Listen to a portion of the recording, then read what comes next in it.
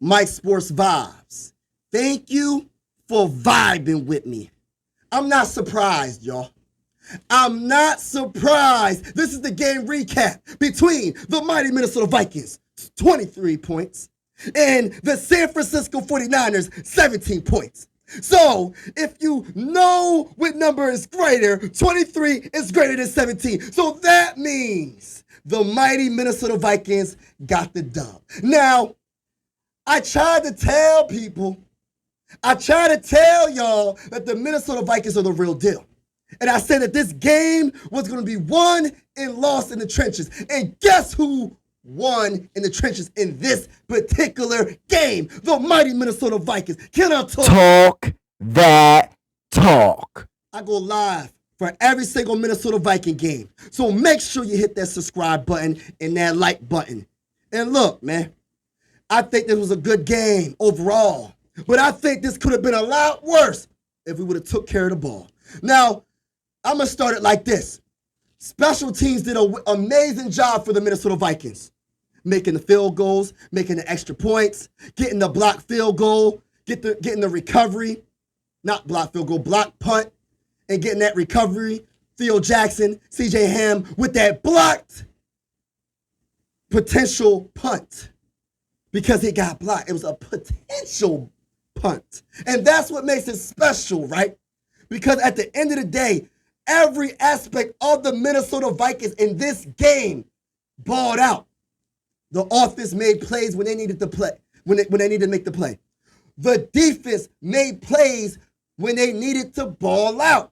Clutch moments throughout all three phases of the Minnesota Vikings. And that's real talk right there. And that's why I tried to tell y'all, the haters and the doubters, that we are different this season. You know, now let's get to another play why I feel like it could have been a lot worse. When Aaron Jones got that running back screen and he almost got the touchdown. He was at like the 2-yard line on the 49ers side, right? And he fumbled the ball. See, that right there, if he would have held on to that ball, we possibly could have made this a worse, like a beatdown, like straight up. But the unfortunate truth is it didn't happen. We gave the 49ers a little bit more life than they should have got, and they tried to come back.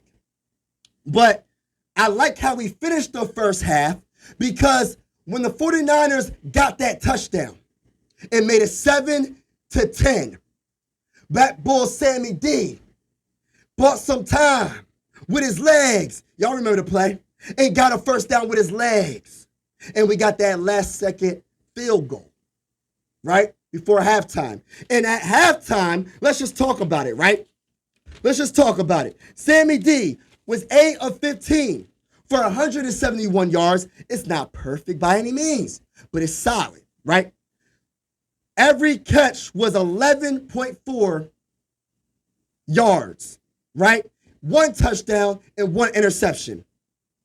That 1 interception, he can't be doing that. I will admit to that. But throughout the game, this man was clutch, especially in that fourth quarter. And I'm going to get to that later in this video.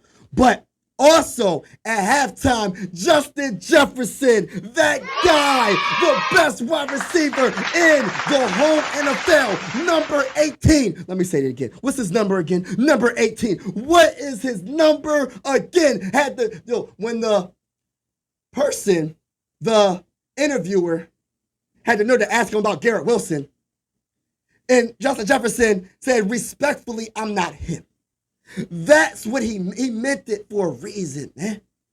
The man at halftime had 4 catches, 4 for 133 yards receiving and 1 touchdown. Burnt everybody.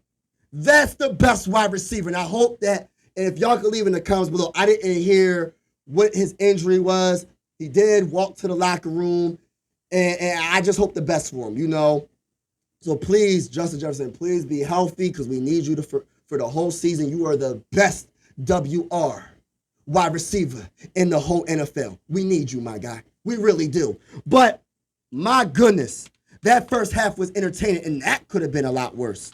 But some of the times that we went for field goals and we finished the drive, that's when you're like, yo, we got it. We got to finish these drives against a team like this. But our defense came through when they needed to. But let's get to the second half, right? Let's get to the second half.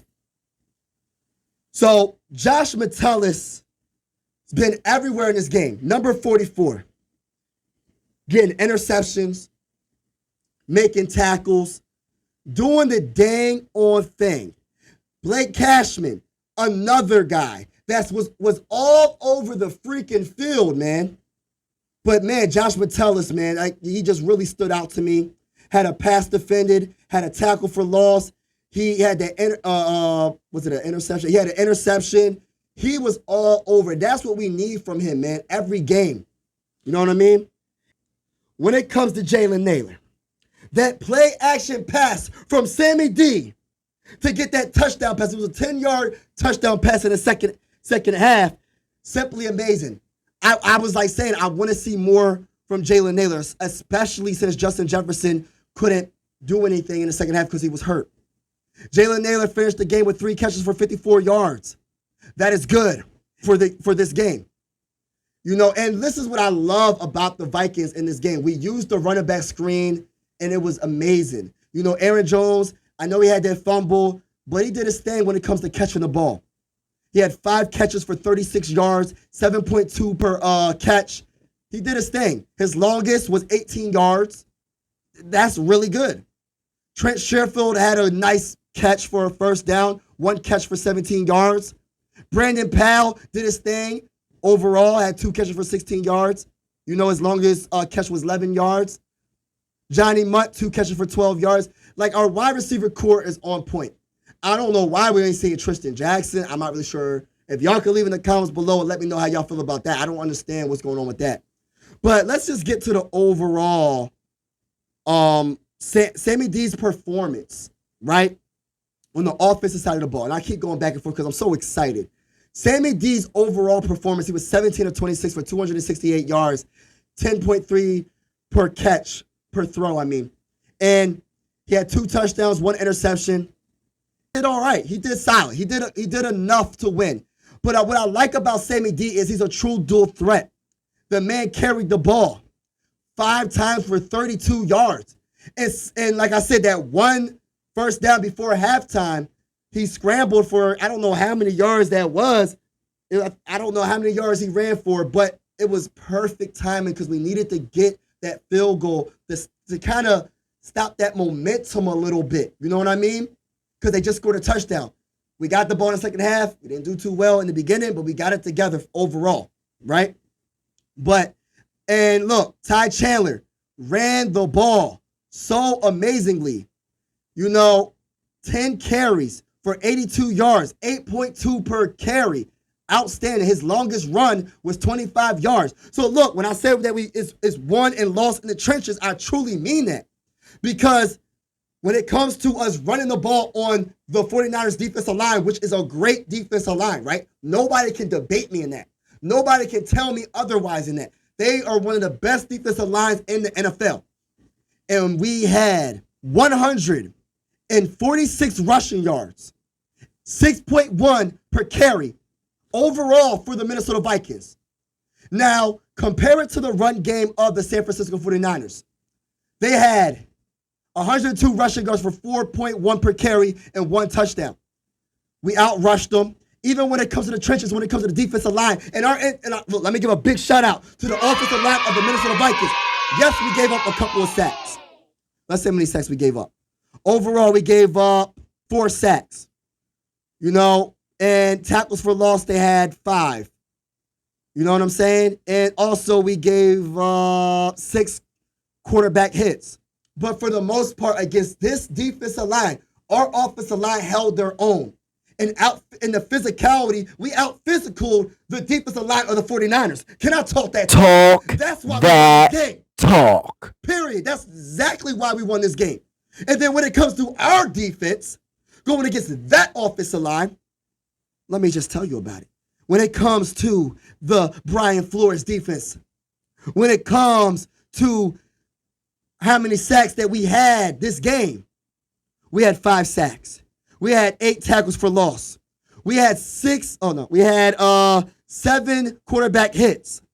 Now let's give a shout out to certain players on the defensive side of the ball when it comes to the Minnesota Vikings. Blake Cashman with a sack.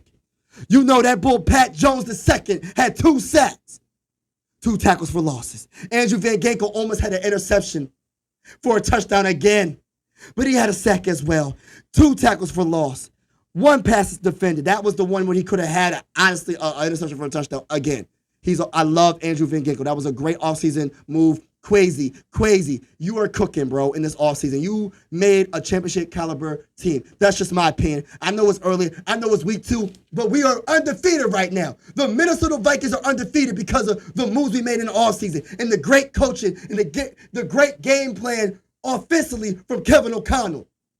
The great game plan defensively from Brian Flores. We're undefeated because of our GM getting the right talent on this team. Now let's give us some more shout outs.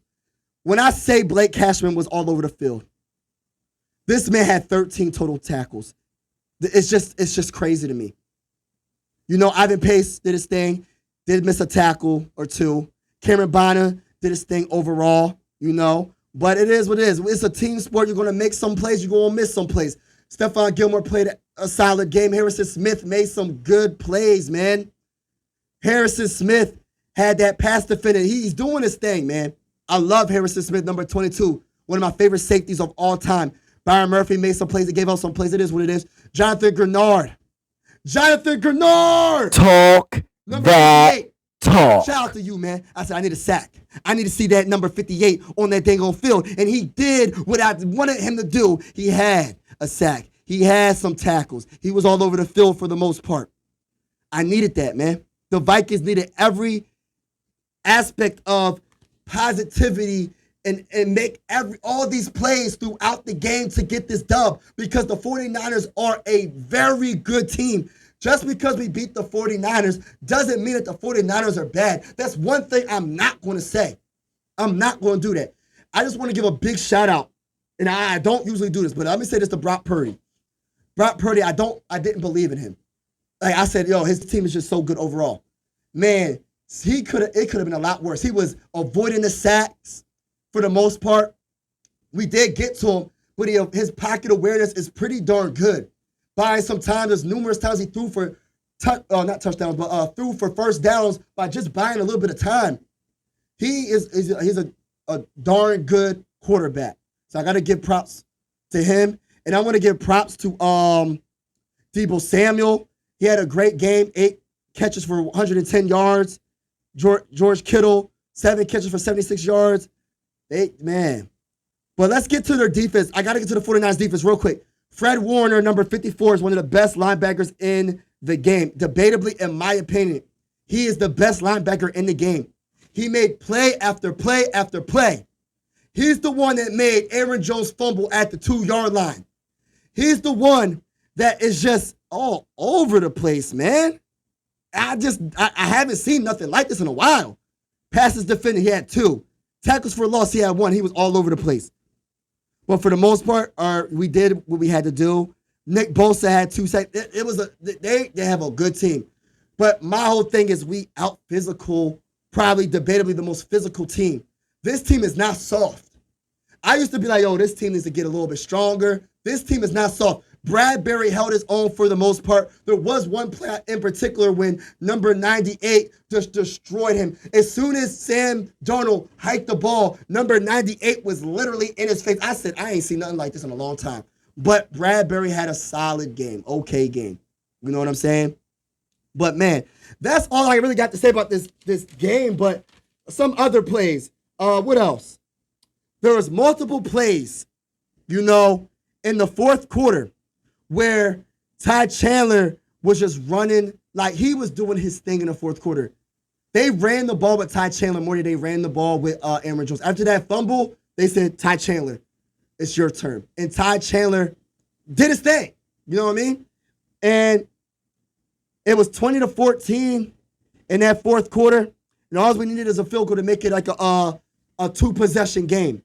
And we did just enough to get enough yards to make it a two-possession game and get that field goal by Will. And we made the 49ers use all their timeouts on that one drive.